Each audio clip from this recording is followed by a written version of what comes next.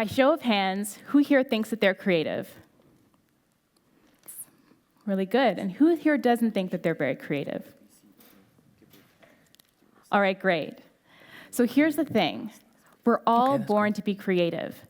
But over time, for some of us, we either unlearn it, we stop engaging with it, or we stop believing that we ourselves possess it. I want to introduce a concept to you. And this concept is a little far out, but bear with me because it's a metaphor for life. So imagine that when we're born, we're all born into a school, automatically just born into this school. And the school is called creativity. And it's called the Creativity School of Life.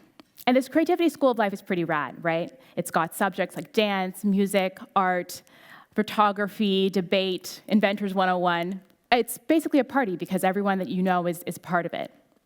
And it's a school where creativity and curiosity and imagination trumps rigidity and rules, where you can take any idea and you can run with it, and where it's more about the experience than about the outcome. So it sounds pretty great, right? I mean, who wouldn't want to stay in a school like that? But for all of its greatness and its fabulous and fun, this school has one gaping problem. And the problem is this: almost all of its students will drop out. Wow. And you may think this doesn't apply to you, like you would never drop out of the School of Creativity. But over time, you could be at risk of it. So here's the thing: as we age, we often stop being as creative as we used to be when we were kids. And it's not a matter of will it happen, it's more a matter of when, where, and why. The when can be at various ages and stages like early childhood, adolescence, or early adulthood. The where can be through our institutions like school and work. And while we'll talk about the where and the when today, what I really want to talk to you about is why. Why do we stop being creative over time? I believe it happens because of two major emotions that we all experience, two deep, foundational, primal emotions called pride and shame. Pride and shame. So growing up, I was a really creative kid. I was playing piano, I was singing, I was dancing, I was acting, I was writing short stories and poems, and I really wanted to grow up to do more of those things. So I wrote down when I was about 6 years old this childhood dream of mine that was to be a singer and live in a mansion. And you know that I was 6 years old because I wrote mansion, M-A-N-C-H-U-N. So that was my childhood dream. And I wanted to do that and have that become my future, but there was something that happened. So one day, I was in high school, and I was about 17 years old, and I was going into my last year of high school, and it came time to choose my courses for my final year. And we all have required courses that we must take, and then there was the electives that we could choose. And so I was really excited. You know, I have this pursuit of creativity in my future, and I decided to take dance and music. But when my family found out that I chose dance and music, they said that I should be practical and choose something that would lead to better job prospects down the road, like math and science. So I listened to their advice, and I chose to pursue math and science to lead to better job prospects down the road and be practical. Now, by no fault of their own, that's what my family had said, but that's what our society tells us to do, right? To be practical, to choose the practical path. It's what friends, teachers, family members, society tells us. But that decision that I made, when I made that decision, it actually killed off a part of me. That part of me that believed that I could have this childhood dream be fulfilled. The part of me that was creative, that had this pursuit of leading a creative life. And when I decided to be practical, what it ultimately did was deep, deep down, it had me feel like I wasn't good enough or talented enough to succeed in what I really, truly wanted. And that feeling was of shame that I couldn't actually do what I really wanted to do.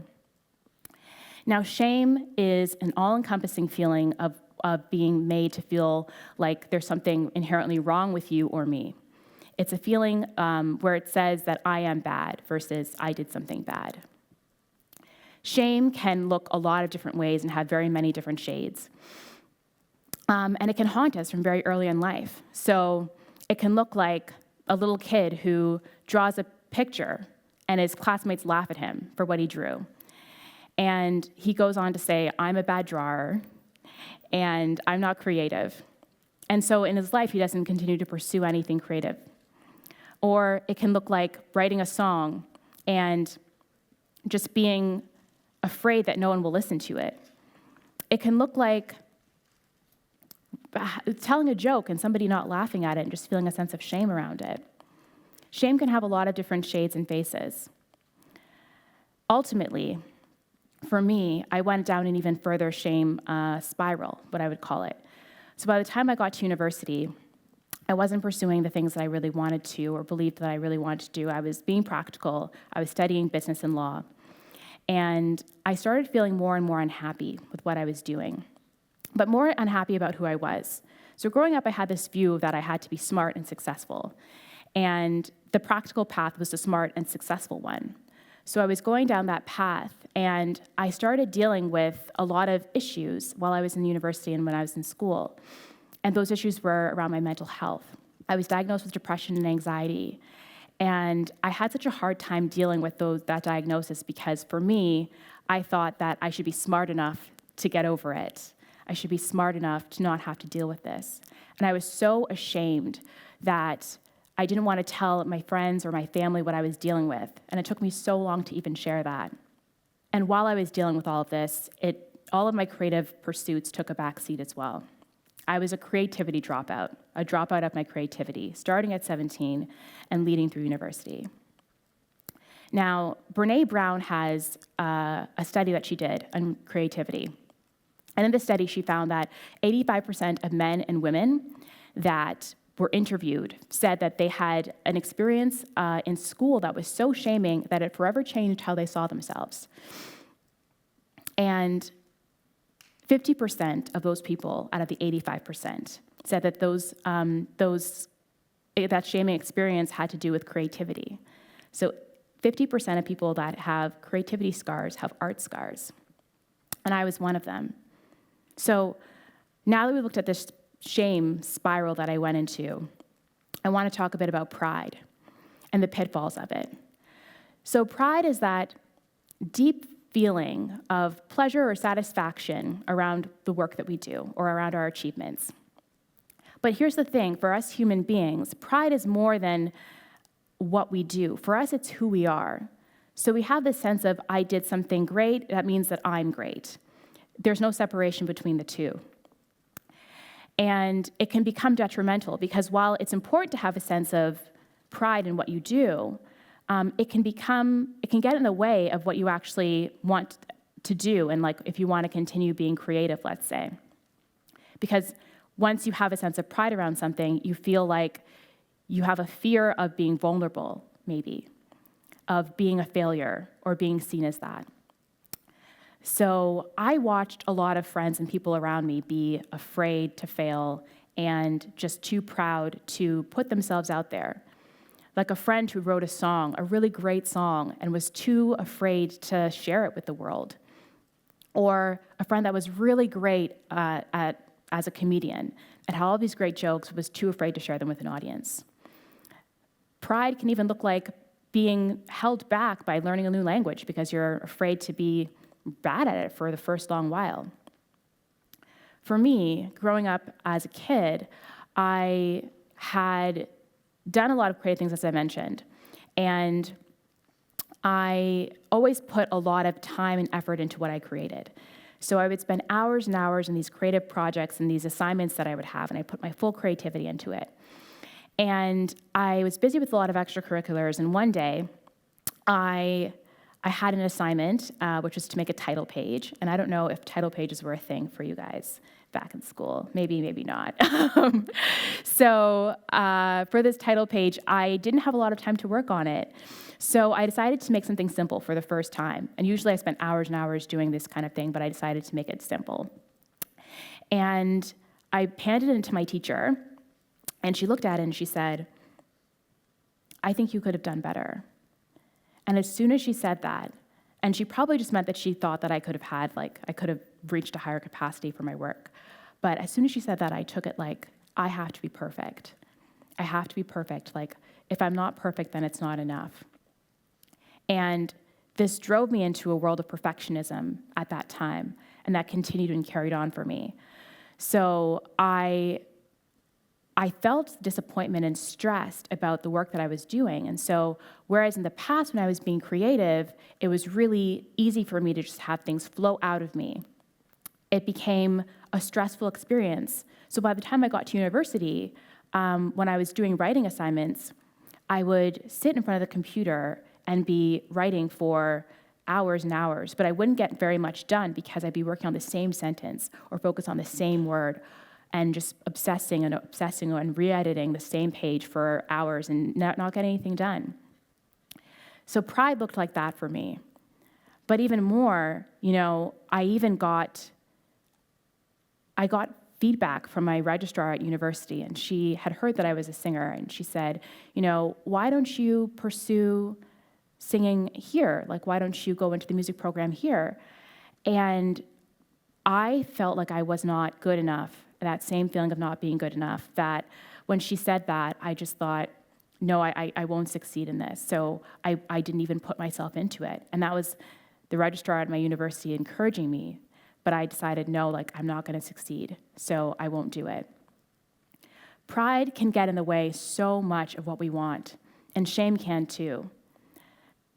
Now, for me, once I had this shame spiral and pride pitfall, the heart of it was around my mental health. So as I mentioned, I was so ashamed of what I had dealt with anxiety and depression, what I was dealing with, that I didn't want anyone to know. And eventually, I decided to reclaim that and really own the fact that that's what I was dealing with, and that was okay. So I had been getting help. I had been seeing a psychiatrist and on medication. And during that time, had started getting worse grades in schools, and so I wasn't performing as well, and that was really hard for me, as I mentioned, because I had this view of being smart and successful. During that time, I started getting, as I mentioned, worse grades, and I made this decision, finally, to choose my mental health over who I thought I needed to be in school.